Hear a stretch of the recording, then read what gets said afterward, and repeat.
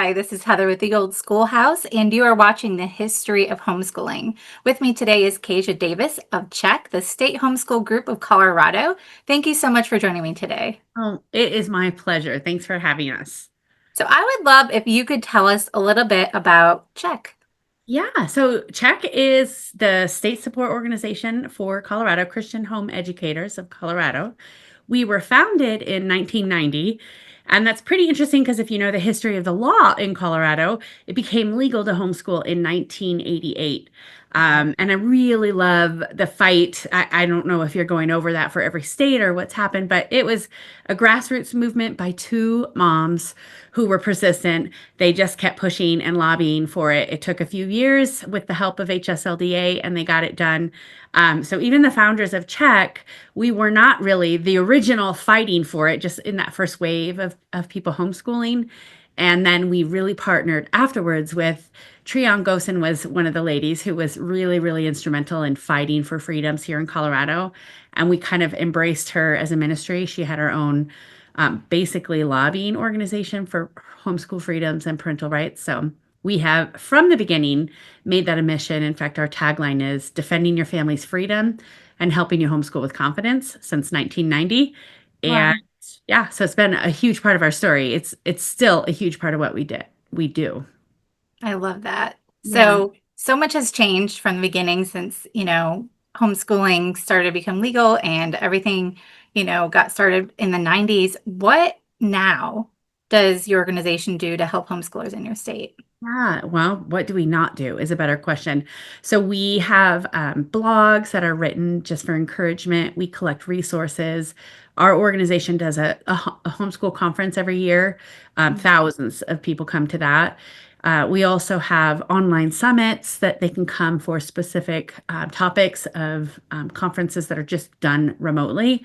We have introduction classes and for teaching regular homeschool to teaching high school. And honestly, if it relates to homeschooling, our job is to connect you with those resources. I feel like it's kind of the issue. You said it's changed so much.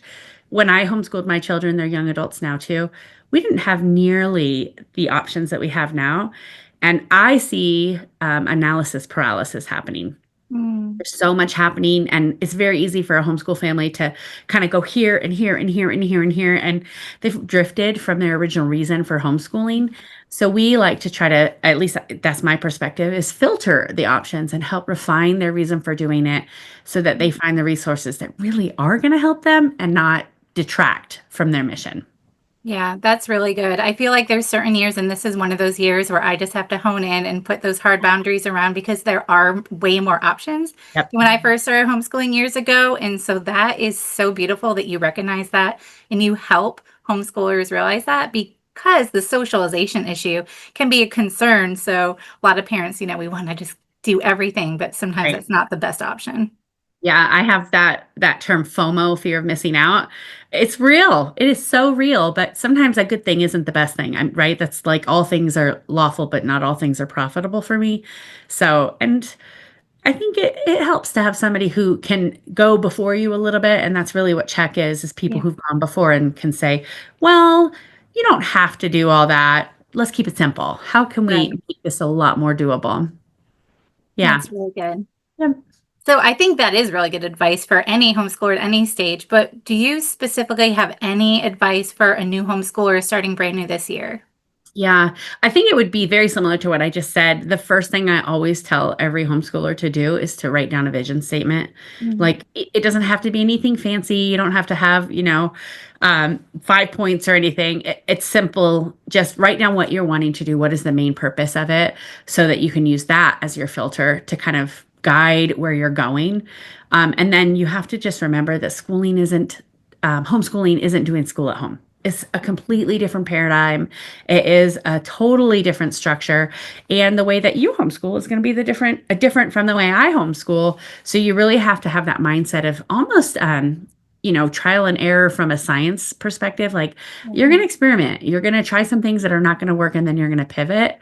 So if you start with that foundation first, though, of what is the purpose and the philosophy and why are you wanting to pursue this role, then you're going to be a lot less frustrated when you have to pivot. That's really good. So, a new homeschooler, if they needed resources, maybe wanted to find a group in their area, or, is there a suggestion of maybe something that you can point them to online? Where would you direct them to? Yeah, I would on our website again, we kind of have everything, but we specifically work with the local leaders that have co-ops, and they can be small little co-ops where they have families that get together and they kind of do one room schoolhouse. We have enrichment programs, we have just support groups. So, but they're all separated by a map. We have a pretty large state in Colorado. So the differences on the western slope of our state versus the Front Range over by Denver, very, very different, but we have that geographically separated so they can start looking for a group. And all of those groups are going to be of the same mind. They all believe in a Christ-centered education and the home discipleship model of homeschooling. So, and that really is, you're gonna find iron sharpening iron, but it is also still a trial and error. You got to find the right tribe, right? The right people that think the way you do, and you guys can run the race together. That's beautiful. And they're out there. There's other homeschoolers out there. We don't need to do this alone. And Right. so many more than, when this group started. So I'm thankful for all that you do. I appreciate all the effort that you guys put in every year, not just during your convention time, but, day in and day out. So thank you for all that you do. And thank you for watching. We'll see you next time.